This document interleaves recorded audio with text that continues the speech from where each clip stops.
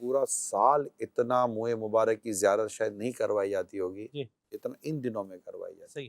اچھا، بعض اوقات بعض گھر ہیں ایسے جن میں خاص منہ مبارک جلوہ فرما ہیں، اور تو ہم دیکھتے ہیں کہ جس طرح ان گھروں میں مہمان جاتے ہیں نا، تو مہمانوں کو خاص اہتمام کے ساتھ جو اس کمرے میں لے جا کر زیارت کروائی جاتی ہے نا، واہ یعنی کھانا بھی کیا، جس ادب و احترام سے کھلایا گیا ہوگا، جس ادب و احترام کے ساتھ منہ مبارک کی زیارت کروائی جاتی ہے۔ سبحان اللہ۔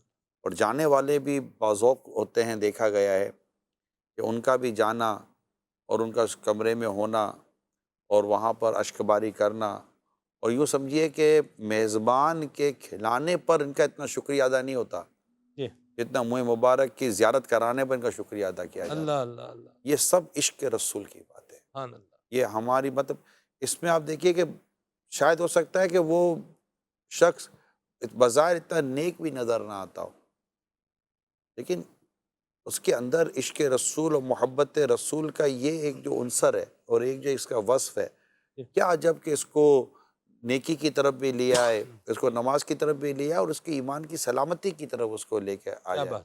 کیونکہ جب تک انسان کی روح نکلتی نہیں ہے اس کے بارے میں کوئی فیصلہ تو نہیں کیا جا سکتا۔ جی حج کے موقع پر جب آپ نے حلق شریف ہوا تب آپ نے بال مبارک عطا فرمائے تھے اور تقسیم کے تقسیم کرنے وہ کا روئے، حکم ارشاد ہاں، فرمایا کہ ان کو تقسیم کر اور دیا یہ جائے۔ کائنات میں دنیا میں کہہ سکتے ہیں کہ یہ منہ مبارک کہاں نہیں، اللہ اکبر سبحان اللہ۔ اور پھر چونکہ اس وقت منہ مبارک جو عطا کیے گئے ان منہ مبارک میں سے منہ مبارک بڑھتے چلے گئے، ہاں، اتنے بھی اگر رہتے، ایک مثال دے رہا ہوں، جی تب بھی منہ مبارک لاکھوں تک ہوتے، جی مگر اس میں سے تو باقاعدہ شاخیں نکلی، جی تو اب تو پتہ نہیں کہاں کا منہ مبارک کی سبحان جلوہ اللہ۔ گری ہے۔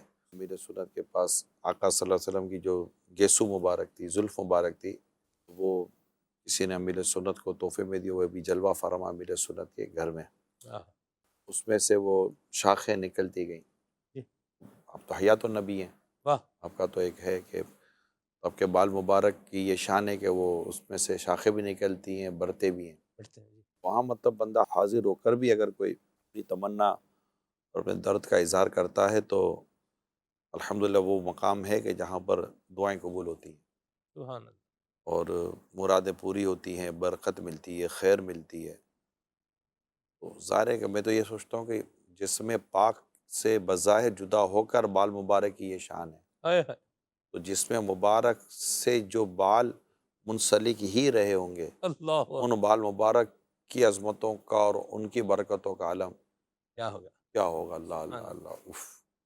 ام المومنین رضی اللہ تعالی عنہ نے بال مبارک اپنے پاس محفوظ رکھا تھا، ایک خوبصورت سی مبارک سی ڈبیا کے اندر بال جو تھا پانی مبارک میں جلوہ فرما تھا، تو جب کوئی بیمار آتا تو اس میں سے اس کو پانی، یا وہ بال مبارک کا تھا نا، کیا تو پانی دے دیا جاتا تھا، جی اور اسے پی کر وہ شفا یاب ہو جاتے تھے۔ سبحان اللہ۔ میرے سنت کا انداز دیکھا ہے، یعنی آپ کے یہ جو چلنے کی جو جگہ ہے نا، جی جنت ہال جسے ہم کہتے ہیں، وہیں پر یہ تبرکات کا کمرہ بھی ہے، روم جی بھی ہے، تو آپ چلتے چلتے جب بھی تبرکات کے روم کے سامنے سے گزرتے ہیں نا تو آپ کے ہاتھ یوں ہو جاتے ہیں، اللہ اکبر۔ پھر جیسے چلنا شروع ہو جائیں گے، واہ پھر کمرے کے سامنے گئے تو ہاتھ یوں ہو جائیں گے۔ صحیح۔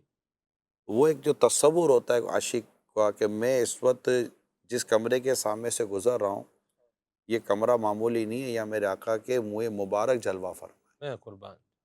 اور وہ ایک حیات النبی کا جو تصور اور منہ مبارک کی جو تعظیم ہے، واہ ان کی جو تعظیم اور عظمت کا جو بیان قرآن کریم نے دیا ہے، وہ جی ظاہر ہے آپ کی دنیا سے وصال ظاہری فرما جانے کے بعد بھی وہ چیزیں اپنی جگہ پر موجود ہیں، ہاں جی اور آج بھی دربار رسالت میں حاضر ہوتے ہیں تو وہی آداب بجا لانے جو آداب آپ کی ظاہری حیات میں بھی تھے۔ بالکل ایسا ہی ہے۔